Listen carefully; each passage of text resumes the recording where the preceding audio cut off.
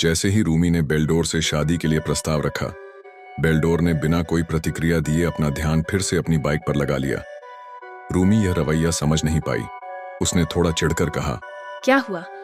मैंने तुमसे कुछ पूछा है, कुछ तो कहो। बेल्डोर ने बिना उसकी तरफ देखे जवाब दिया, मैं अपनी माँ से शादी करूंगा। यह सुनते ही रूमी सन्न रह गई। बेल्डोर की माँ हंसते हुए बोली, अच्छा, बेल्डोर ने ऐसा कहा? रूमी बस उन्हें देखती रह गई, क्योंकि बेल्डोर की माँ मिस युकी रूमी से भी ज्यादा सुंदर थीं। इतनी सुंदर कि रूमी को हल्की सी जलन तक महसूस हुई। युकी ने चाय का कप उठाते हुए कहा, बेल्डोर मुझसे बहुत प्यार करता है, इतना कि वह बचपन से कहता आया है, माँ मैं तुमसे शादी करूंगा। वह मुस्कुराई। और यही वजह है कि वह किसी भी लड़की के सामने पिघल जाता है। इसी कारण मुझे उसके रिश्तों की चिंता भी रहती है। रूमी चुपचाप सब सुनती रही। उसके दिमाग में बस एक ही सवाल घूम रहा था, क्या यही है वह legendary fighter, first warlord Beldaur, जो अपनी ही माँ से शादी करना चाहता है? युकी ने शांति से चाय पीते हुए पूछा, तुमने कहा था कि तुम बेल्डोर से शादी करना चाहती हो, क्या तुम उसे संभाल भी पाओगी? रूमी चौंक गई। मतलब?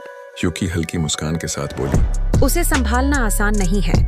उसका स्वभाव बहुत ही कलिंग है और उसकी बचकानी हरकतें कभी खत्म नहीं होती। रूमी को हल्की सी हंसी आ गई, क्योंकि यहाँ वह बेल्डोर का एक बिल्कुल अलग रूप देख रही थी।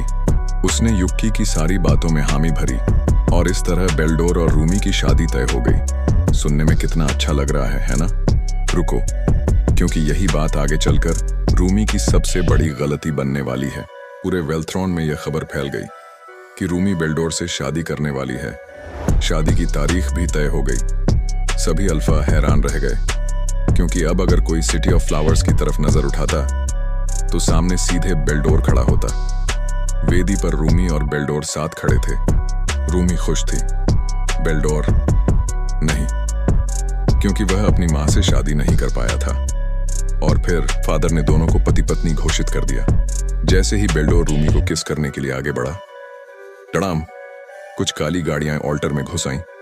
सामने आया 5वें वॉरलॉर्ड एल्डर का संदेश लेकर एक आदमी। बेल्डोर समझ गया कि यह होने वाला था। रूमी नहीं, 5वां वॉरलॉर्ड नल सामने आया। रूमी ने गुस्से में पूछा, आखिर ये सब क्या है?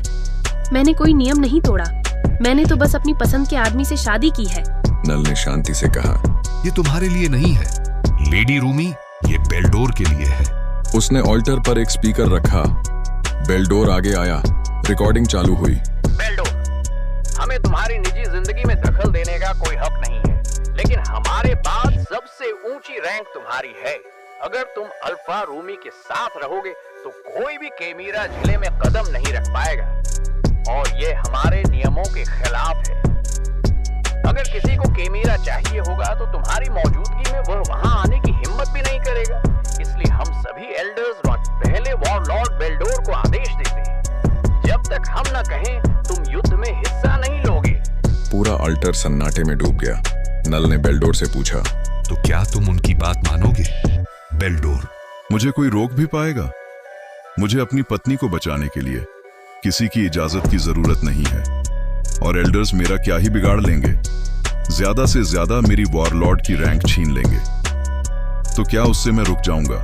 नल भी मुस्कुराया। कोई तुम्हें रोक नहीं पाएगा, लेकिन यह नियमों का उल्लंघन होगा।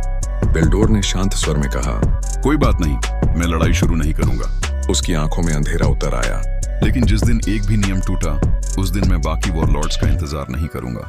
नल ने हल्की घबराहट से पूछा, हमारे खिलाफ भी जाओगे? बेल्डोर ने बिना हिचक जवाब दिया, बेशक।